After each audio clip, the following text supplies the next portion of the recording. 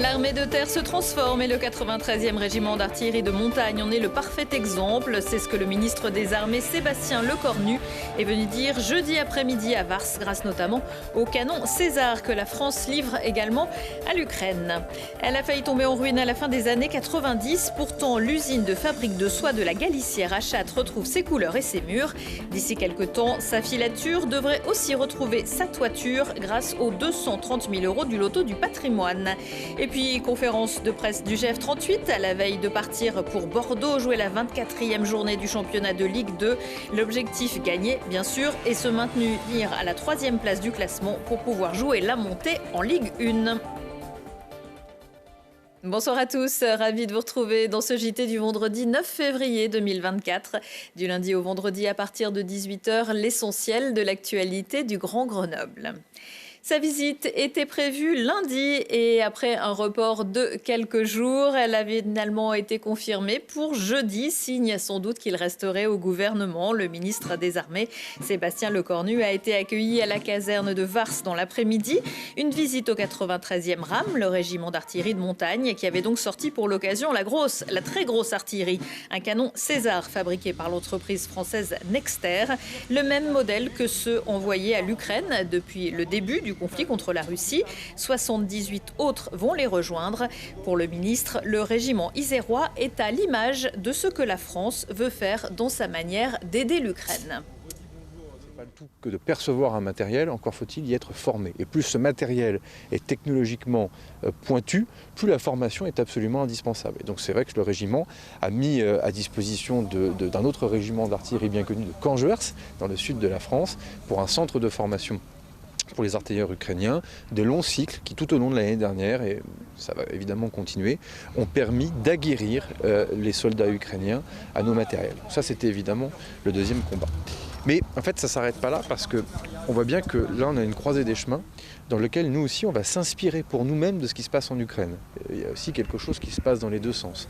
Parce qu'évidemment, au bout de 2 ans de guerre, ces canons César, ils ont été mis à l'épreuve avec beaucoup de succès sur le terrain. Mais donc ça va être le moment aussi où on va faire monter en puissance notre propre artillerie. On va le faire de plusieurs manières, déjà quantitativement. On va augmenter le nombre de canons César grâce à la loi de programmation militaire et les 413 milliards d'euros que le Parlement a voté l'année dernière. Il y aura une centaine de canons César à terme dans le parc de l'armée de terre française, qui est la cible idéale au regard des contrats opérationnels qui peuvent être les nôtres. Mais on va surtout aussi se servir du retour d'expérience des Ukrainiens pour faire évoluer ces équipements. C'est notamment vrai en matière d'acquisition des cibles, d'utilisation de l'intelligence artificielle pour ce faire, des drones. Et donc on est dans un moment d'interface où évidemment c'est nous qui aidons l'Ukraine, mais on se sert aussi de ce qui se passe en Ukraine pour grandir et métamorphoser notre propre armée, la moderniser. Et vous voyez, ce régiment, il est aussi le symbole de cette transformation de l'armée de terre qui est en cours sous l'autorité du général d'armée Schill, parce que le VAB que vous voyez là va tirer bientôt sa révérence et vous aurez une nouvelle gamme de véhicules Griffon qui vont arriver avec de nouveaux bâtiments qui vont être construits pour ce faire, que ces canons César vont venir de plus en plus effectivement dans les unités d'artillerie, que vous allez avoir des drones de nouvelle génération qui vont aussi arriver dès cet été jusqu'à l'année prochaine. Donc il faut bien comprendre qu'il y a l'Ukraine d'un côté, mais en même temps, ça ne nous empêche pas de continuer la modernisation de notre propre armée de terre. Et c'est vrai que ce régiment ici à Vars, est un peu la vitrine de ce qui est en train de se passer, certes pour l'Ukraine, mais aussi pour nous-mêmes. Le 93e RAM fêtera cette année ses 100 ans avec notamment une journée de l'artillerie où de nombreux matériels et équipements seront exposés le 9 mars en centre-ville de Grenoble. Le téléphérique de la Bastille reprend du service pour aller voir par exemple la nouvelle exposition du musée des troupes de montagne. Les bulles rouvrent samedi matin à 11h après 5 semaines de travaux d'entretien et quelques rénovations. Après 4000 heures de voyage annuel, il s'agissait notamment de contrôler les câbles, couler des culots, échanger des axes de poulie ou encore réviser des appareils avant. Les travaux de la place Tournadre s'achèveront, eux, aux alentours du mois de mai. Et tout sera fin prêt pour fêter les 90 ans du téléphérique en septembre prochain.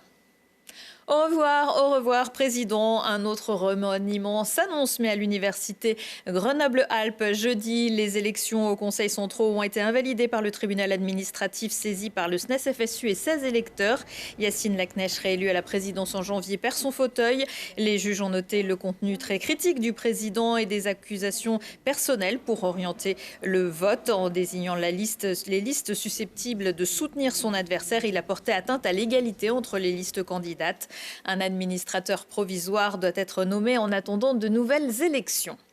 Voyons voir, le magazine des 4 chaînes locales d'Auvergne-Rhône-Alpes s'intéresse à la mise en valeur du patrimoine cette semaine avec une échappée à Montron-les-Bains dans la plaine du Forêt. Son château emblématique, édifié sur une petite butte volcanique, a vécu son âge d'or à la Renaissance avant de connaître un lent déclin jusqu'à la Révolution où il fut même incendié. Mais depuis sa restauration avec le concours de la région et sa réouverture il y a un an, la fréquentation a augmenté de 50%. Parmi les 140 autres projets soutenus dans la région, celui de la Galicière en Isère. Voyez le reportage de Cléa Dubray. Imaginez des travailleuses par dizaines et des écheveaux de soie qui s'empilent par centaines, mais de fil en aiguille, la Galicière est devenue bien silencieuse. Cela n'empêche pas ses récents propriétaires de redonner vie à cette usine de fabrique de la soie. Alors, la Galicière est un ensemble industriel qui date de la fin du XVIIIe siècle, qui a la particularité d'avoir présent sur un même site toute la production du fil de soie, de la magnanerie en passant par la filature et en finissant par le moulinage, qui est l'opération de torsion du fil. C'est un site exceptionnel du fait que ces machines, qui datent de la fin du XVIIIe, donc en pleine Révolution française, sont encore présentes aujourd'hui. Elles n'ont été ni changées ni modernisées et elles sont encore là, visibles sous vos yeux. Mais en janvier 2023, une partie de la toiture de la filature s'est effondrée. Un incident qui a poussé Nadia et Jean-Pascal Crouzet à candidater au loto du patrimoine. Victoire, le site a été retenu et ils ont obtenu une aide financière. Une partie de la toiture s'est effondrée. Et nous avons été contraints de déposer l'ensemble de la charpente puisqu'on craignait qu'à l'instar d'un Mikado, toute la charpente bascule en entraînant des désordres irréversibles. C'est le bâtiment qui était le plus compliqué à restaurer, donc nous sommes très très contents d'avoir pu bénéficier de cette dotation pour faire des choses dans les règles de l'art. Les projets ne s'arrêtent pas là, l'enjeu est aussi de faire découvrir le site sous toutes ses coutures. Une fois rénové, le bâtiment devrait justement accueillir un nouveau public grâce à l'aide de l'association des Amis de la Galicière. Donc, dans cette ancienne filature, nous allons faire un espace d'interprétation, c'est-à-dire un musée sans collection qui permet d'expliquer tout le process de la sérificulture, donc de la magnanerie, de la filature, du moulinage, grâce à tout un tas d'archives qu'on a trouvées sur le site. Et cela va permettre aussi de compléter les visites qu'actuellement l'association mène sur le site de la Galicière. La réparation de la filature, tout comme le centre d'interprétation, devrait voir le jour en 2026. Et voyons voir sur le thème du plan de préservation et de la mise en valeur du patrimoine régional. C'est samedi à 18h sur Télé Grenoble. Un mot de sport. En football, le GF38 se déplace samedi soir chez les Girondins de Bordeaux pour le compte de la 24e journée de Ligue 2. Les Grenoblois vainqueurs à l'aller sont déterminés et confiants après leur victoire impressionnante 5-1 le week-end dernier contre Caen, ce qui leur a permis de reprendre la 3e place du classement général. On est dans les 5 premiers depuis le début de saison. J'espère qu'on y sera encore à la fin, parce qu'aujourd'hui, on est obligé d'avoir cet objectif. On change d'objectif au fur et à mesure, finalement. Mais on est obligé, on a envie, très très envie. Je ne sais pas si c'est dans le regard des gens. Je ne sais pas si les gens regardent toujours bien les matchs, mais moi, je sais qu'on mérite ce qu'on a. On change de statut. En tout cas, on essaye de progresser. Ça rejoint le début de saison, ce qu'on avait dit sur les progrès. Et on va essayer de progresser encore jusqu'à la fin de saison. Nous, on va pas s'excuser d'être là et de bien travailler. Voilà. C'est très très serré.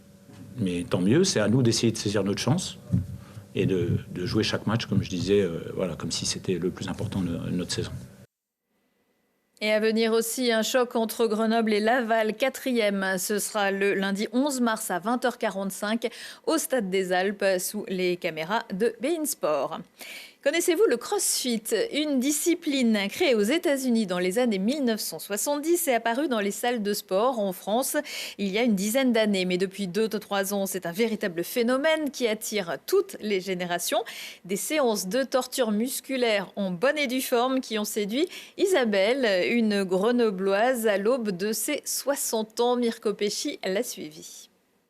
À bas les pilates ou la marche nordique. À 59 ans, Isabelle s'est lancée dans le crossfit, un sport de très haute intensité. Elle retrouve ses camarades 5 fois par semaine au club de CrossFit Lesdiguières. Alors moi j'ai commencé le crossfit parce que je commençais à m'ennuyer donc dans une salle de sport, j'avais plus de sensations, plus rien. Et pour le coup j'ai redécouvert vraiment le dépassement de soi. J'en chie à chaque fois, j'en bave, j'en vomis même, je suis une tarée. Mais c'est ce que j'aime en fait. Allez, go, c'est parti! Le but, être toujours à fond, être dans le rouge. Je suis une warrior. À 59 ans, j'ai pas peur. Le crossfit est un sport alliant cardio, haltérophilie et gymnastique. Les exercices du jour sont appelés WOD et ne durent pas plus de 20 minutes. Aujourd'hui, il faut un entraînement cardio. C'est des cours en petit nombre, ce qui nous permet, nous, de notre côté, de bien coacher tout le monde et d'adapter les entraînements à tout le monde. Certains mouvements de crossfit demandent de la technique et avec l'âge, les capacités du corps diminuent. La masse musculaire fond et les articulations se fragilisent. Avec le crossfit, Isabelle veut défier la loi du temps. Isabelle, elle se débrouille vraiment bien. Elle a énormément progressé depuis qu'elle est arrivée. Quand elle est arrivée, il y avait pas mal d'axes d'amélioration à travailler, notamment la coordination. Et on se rend compte qu'en fait, elle a vraiment un mental hors du commun et elle se donne des défis monstrueux. Même avec un mental d'acier, le crossfit ne convient pas à tous les profils. Une activité plus modérée est tout aussi bénéfique pour la santé. Un reportage qui aura aussi tapé dans l'œil de l'émission de TF1 Camille et Images, diffusée jeudi soir. Ça fait 2 semaines de suite, à croire vraiment qu'il nous aime beaucoup. Ça ne m'étonnerait pas que Kevin Micou soit un adepte de CrossFit, mais sa spécialité, c'est plutôt la magie et le mentalisme. Le Grenoblois organise samedi au Théâtre en Rond de Sassenage un festival de magie. Sur scène, 8 artistes, chacun spécialiste d'une discipline, grande illusion, hypnose, magie visuelle ou art du cirque. 3 séances sont proposées. 14h, 17h et 20h30, un festival qui viendra aussi faire un tour très prochainement sur Télé Grenoble. Son tour de passe-passe, c'est de vous faire rire. Antonia de Rindinger sera au Coléo de Pontcharrat samedi soir. Scène de corps et d'esprit, elle incarne dans ce nouveau spectacle une galerie de personnages hors normes, à la fois délirants et touchants, de la petite fille à l'honnêteté angoissante, à la mère droguée à la reproduction, en passant par la grand-mère mal aimable et dépassée par le monde qui l'entoure. Maurice Baquet avait plusieurs cordes à son arc, celle de son violoncelle et celle de sa passion pour l'alpinisme, sans oublier le théâtre et le cinéma. C'est son histoire et celle de son fidèle instrument Cérébos que vous pourrez découvrir lundi soir à l'auditorium du musée de Grenoble dans un documentaire de Gilles Chapaz. Et en première partie, un concert forcément de violoncelle avec le sextuor Unicelli pour un répertoire classique et des musiques de films. Aujourd'hui, dans Si on parlait, Thibault Leduc vous propose de vivre le grand frisson au cœur du massif de Beldon, d'assister à un concert XXL avec pas moins de 500 artistes sur scène et de soutenir l'association Forêt Chauffante qui aide les plus démunis à se chauffer. Un retour de l'actu dans 1 heure et en replay sur télégrenoble.net. On se quitte en musique avec Woods, l'un des groupes montants de la scène régionale, pour un clip tourné dans nos massifs. Ils seront en concert samedi sur la scène de Michel Musique, boulevard Gambetta à Grenoble. L'entrée est libre, profitez-en. Belle soirée et excellent week-end à tous.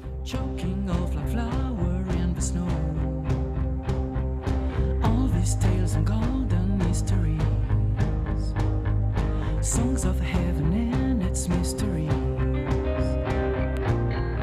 Got no time to deal, to build a castle in the sand. Got nowhere to escape, no place to hide from massive rain.